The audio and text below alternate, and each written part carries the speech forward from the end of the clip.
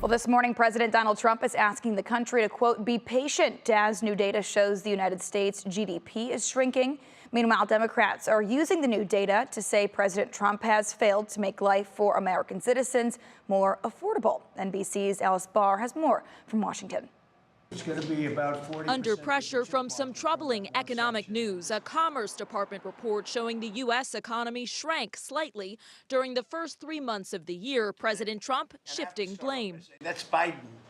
That's not Trump, because we came in on January. This is quarterly numbers. It was a quarter during which President Trump was in office for all but 20 days, and when economists say businesses rushed to buy imports before tariffs kicked in, dragging down U.S. production.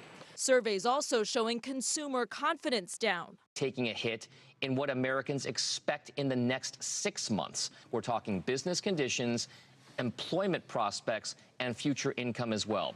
In some of her most high-profile comments since her election loss, former Vice President Kamala Harris saying President Trump owns this economy and his policy moves. Tariffs that, as I predicted, are clearly inviting a recession. The president acknowledging his triple-digit tariffs on China could cause shortages of some goods and higher prices. Maybe the children will have $2 instead of $30, you know?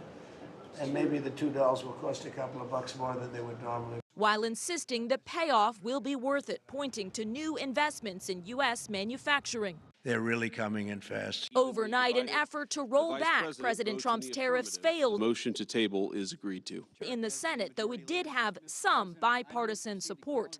The president urging increasingly anxious Americans to be patient as he works to reshape global trade.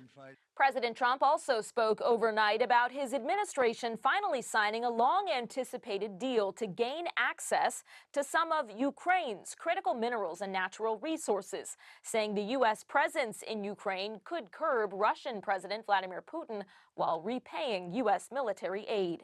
In Washington, Alice Barr, NBC News. All right, thank you, Alice. Well, meanwhile, the U.S. and Ukraine have signed an economic agreement.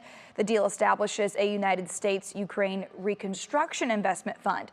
Leaders in Ukraine hope the deal will ensure continued American support amid its war with Russia.